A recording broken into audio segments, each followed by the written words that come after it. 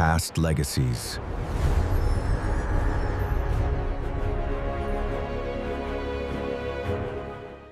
In the early hours of March 8, 2014, the Kuala Lumpur Mission Control Center was overseeing a routine handoff.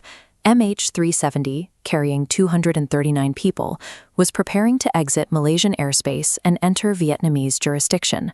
At 1:19 a.m., the flight crew signed off. "Good night, Malaysian 370.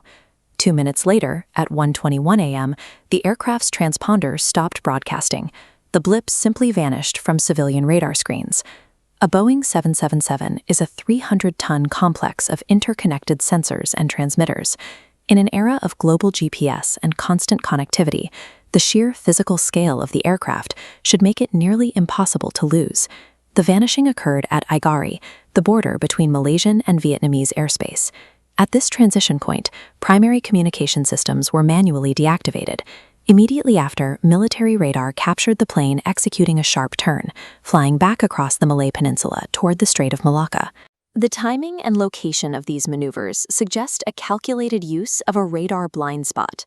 By cutting communication at the exact boundary of two jurisdictions, the aircraft was transformed into a silent, untraceable ghost flight. Even with its primary tracking disabled, the plane was still interacting with the world. For 6 hours after it disappeared from radar, an Inmarsat satellite over the Indian Ocean continued to receive passive handshakes, automated signal pings from the plane's engines. To interpret these pings, scientists used the Doppler effect. By analyzing how the radio waves stretched or compressed between the moving aircraft and the stationary satellite, they could determine the plane's direction and speed. This frequency data led to the calculation of the seventh arc. This curve represents the final mathematical boundary where the aircraft would have exhausted its fuel supply. This arc did not provide a specific crash site.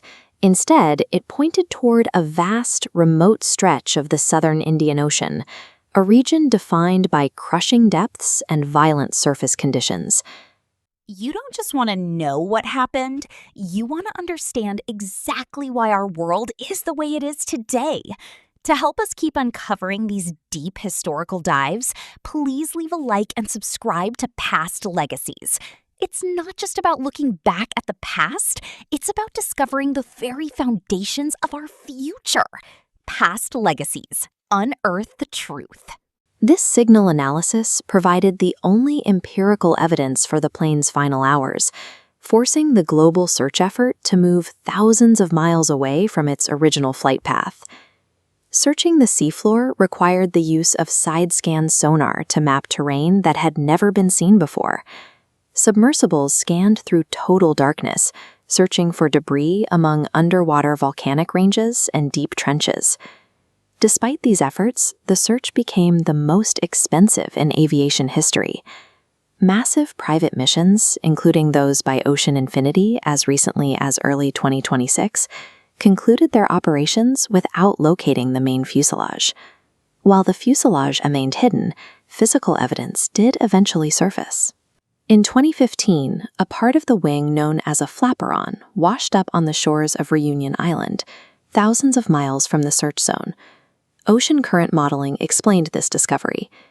This map shows how debris from the seventh arc would naturally be carried by the Indian Ocean Gyre toward the coasts of Madagascar, Tanzania, and Reunion. We now have physical proof the aircraft ended up in the ocean. However, the absence of the wreckage and the flight recorders means the definitive cause of the crash remains out of reach. When a mystery remains unsolved, the human brain attempts to bridge the gap between fact and fiction. Without the flight recorders, the void of information was filled by speculation. One prominent conspiracy theory involves the Diego Garcia Atoll. Some believe the plane landed at this secret U.S. military base because it carried sensitive cargo that was intercepted or destroyed. Other narratives center on corporate espionage, suggesting the plane was hijacked, either physically or via a remote cyber hack, to seize patents held by engineers on board. Forensic investigators, however, focus on more grounded possibilities. The ghost flight theory suggests a catastrophic fire or decompression incapacitated the crew, leaving the aircraft to fly on autopilot until its engines failed. Because of the deliberate way the communication systems were disabled, many investigators consider a murder-suicide by the pilot to be the most plausible explanation.